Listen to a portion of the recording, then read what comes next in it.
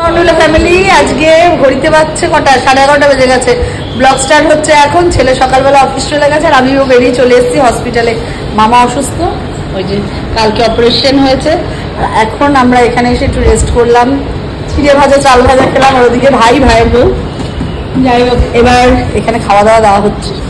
কচুরির ডাল এখানে আমি এই ডিম খাবো না, ডিম সিদ্ধ আর কি বলে এই লুচি ফুচি সব পরিবেশন।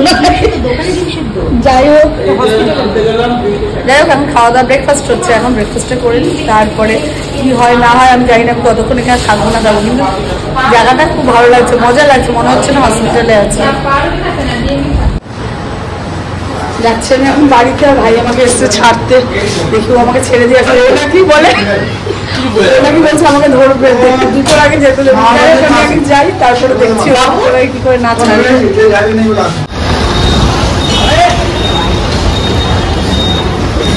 যাই হোক, একদিনে দুদিকখানা হসপিটাল ঘুরতে হবে, আবার রাত্রি যাবো ডায়ালিসিসে, ওখানে যে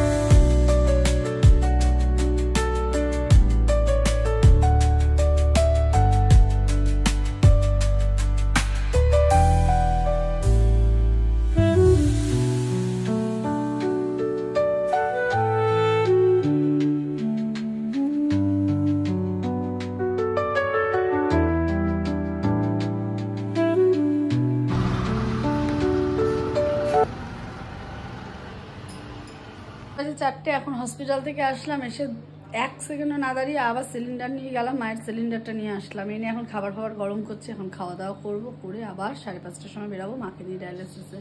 এখন তাড়াতাড়ি করবো। আর আমার এখান থেকে ব্যথা শুরু হয়েছে, মাথা, একটা ওষুধ খাবো, খেয়ে তারপরে যাই হোক আগে খাবারটা গরম করি, তারপরে স্নান করে আসলাম, প্রচুর গরম লাগছিল। দেখি পরেরটা পরে দেখা যাবে। আজকে আমাদের ভিডিওটা ঠিকঠাক করে হচ্ছে না, সকাল থেকে ওই ঘুরপাকের মধ্যে একটু করে খালি ক্যামেরা অন করছি, অর্ধেক সময় তো ক্যামেরা অন করতে ভুলে যাচ্ছি। যাই হোক বাড়ি এসে একটু রেস্ট নিচ্ছিলাম, চা খেলাম, খেয়ে আবার এখন আমার ছেলে আসলো, 1 গ্লাস জল খাই, ওকে নিয়ে বললাম চল আগে চল, তারপরে এসে খাওয়া দাওয়া করবে। কিন্তু ওর ডিমান্ড না, এখনই বলবো ডিমান্ড না, বিরিয়ানি খাবে আজকে, তাই তো? বিরিয়ানি খাবি তো? হ্যাঁ খাবে, বিরিয়ানি খাবে। যাই হোক এখন ওই জন্য বিরিয়ানি নেবো, নিয়ে তারপরে মাকে নেবো, নিয়ে বাড়ি আসবো। 10:17 বাজে।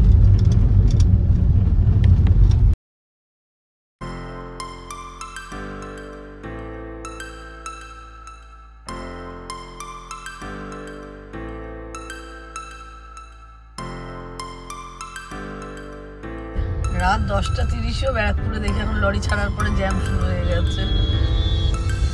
আর আমাদের গাড়ির কাজটা যা সুন্দর মোছা হয়েছে না, এবারে এখন ছেড়েছে জ্যাম মনে হচ্ছে লরি মধ্যে। পেশেন্টের পর পেশেন্ট দাঁড়িয়ে আছে আজকে, অথচ মা এখনো উঠতে পারেনি।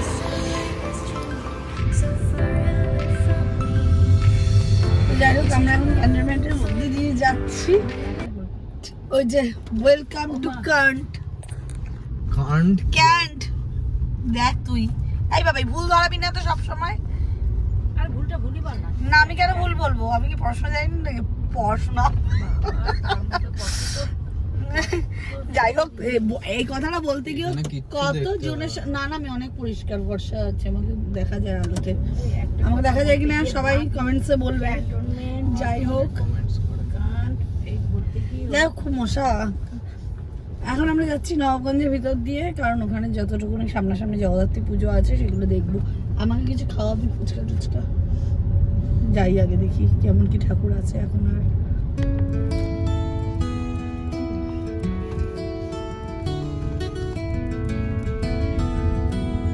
একভাবে কিছু মনে পড়ে? মনে পড়ে সেদিনের কথা।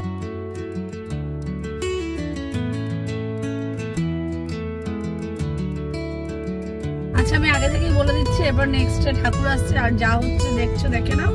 যদি গান বাজে আমি ওটাকে ইয়ে করে দেবো, কি বলে, ভয়েস দিয়ে দেবো।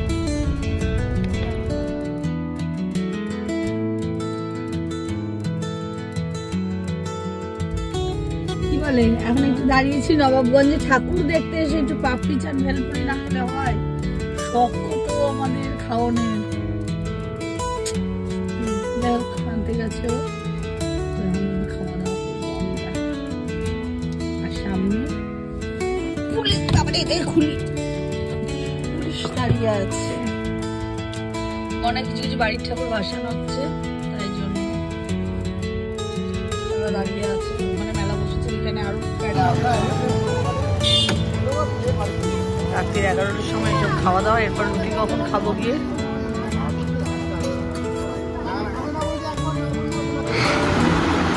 দিদা এলো ডায়ালিসিস থেকে, আর দিদার হাতে কি দিচ্ছে নাতি? কি দিচ্ছিস বল? এটা দেখেও আমি খুব শান্তি পাই। জোম্যাটো নাতি, এটা হচ্ছে বাউন্ডুলে নাতি, বাউন্ডুলে জোম্যাটো নাতি। এটা হচ্ছে স্যালারি অ্যাকাউন্টে এটিএম কার্ড। আচ্ছা আচ্ছা, এটিএম কার্ডটা তোমার হাতেই রেখে দেবা, বুঝলা?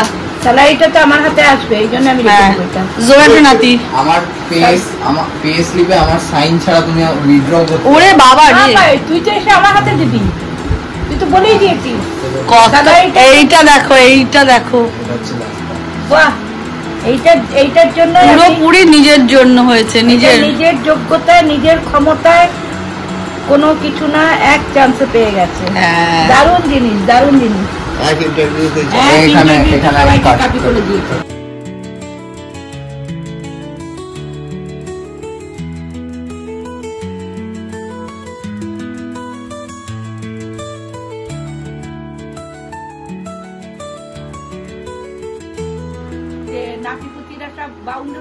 নাতিপুতি কেন, যখন ওর খাবার আসতো, খাবার দিতে আসতো, তখন হয়ে যেত জোম্যাটো বয়।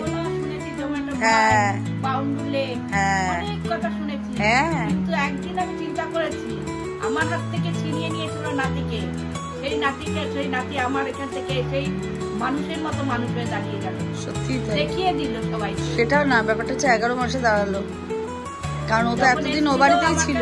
তখন খুব টেনশনে ছিলাম, যে মানুষে বলে না যে মামার বাড়ির ভালোবাসা, মামার বাড়ির আদরে বাচ্চা কাচ্চা মানুষ হয় না, বাউন্ডুলে হয়ে যায়, আরো বাউন্ডুলে হয়ে যায়। কিন্তু না, বাউন্ডুলেটাকেই আমি তৈরি করে দিলাম।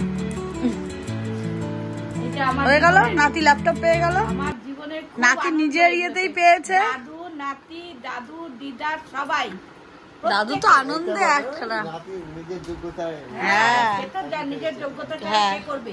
ওই যে এক আছে হ্যাঁ, প্রথম ইন্টারভিউতে চাকরি পেয়ে এক ইন্টারভিউ, তাহলে বারবার যেতে হয়নি কোনো দুয়ারে। দাদুও যেমন, নাতিও সেমন। দুয়ারে দুয়ারে যেতে হয়নি না, দাদুর মতোই চাকরি। দুয়ারে কেন, কারো চাকরিও করতে হয়নি। ভালো হয়েছে, খুব ভালো, খুব ভালো। ওই যে তুমি ভালো করে এগাও, আমি তোমাকে সাপোর্ট করে যাব। আমাদের আশীর্বাদ সব সময় তোমার সে যে যা বলুক আমাকে, আমি তোকে সাপোর্ট করেই যাব। আমাদের দাদু দিদার আশীর্বাদ সব সময় মাথার উপরে আছে তোমার, তুমি আগাও, সঙ্গে পড়াশোনাটাও চালিয়ে যাও। পড়াশোনা তো করবে। অনেকটা রাত হয়ে গেছে গো, আমাদের এখন খেতে। উমা, আমাদের ওই ঘড়িটা আবার কি অবস্থা হয়ে গেছে, আবার ওইটা গেছে। ঘোড়া হয়ে গেছে আবার। যাই হোক, অনেকটা বেজে গেছে, এখন খেতে হবে। কি পেয়েছে দেখা, তুই কি করলি? শুনতেই পেলে ল্যাপটপ এসে গেছে। মা খুব খুশি, কারণ একটাই মাকে অনেক অনেক কথা শুনতে হয়েছে। কারণ সত্যিকারের কথা বলতে, মায়ের বাড়িতে খাবার দিতে আসতো বলে, মায়ের এখানে বেশি থাকতো বলে, তাই জন্য অনেক অনেক কথা আমাকে শুনতে হয়েছে। ইভেন ওকেও শুনতে হয়েছে ওর ফ্যামিলির কাছ থেকে। এখন মা খুব খুশি, স্যাটিসফাইড যে ছেলে নিজের যোগ্যতায় নিজের চাকরি, আর এই কম বয়সে পেয়ে গেছে। এরকম কম বয়সে আমাদের ওখানে কেউ পায়নি, মানে আমাদের ওখানে বলতে আমার ওই বাড়ির ফ্যামিলিতে কেউ পায়নি।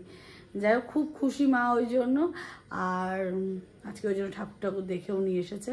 আর আমার তো সকাল বিকাল দুবেলায় আজকে হসপিটালেই কেটে গেল। সকালে পিজিতে গেলাম, আর বিকেলে আসলাম হচ্ছে বিএমআরসি। এই করে কাটলো, সঙ্গে ছেলে নিয়ে আনন্দে। লাস্টে পাপড়ি চাট আর ঘুগনির সাথে বাড়ি এসে এইসব মজা টজা হলো। আর এই পর্যন্ত যদি ব্লগটা ভালো লেগে থাকে, ডু লাইক, কমেন্ট, শেয়ার।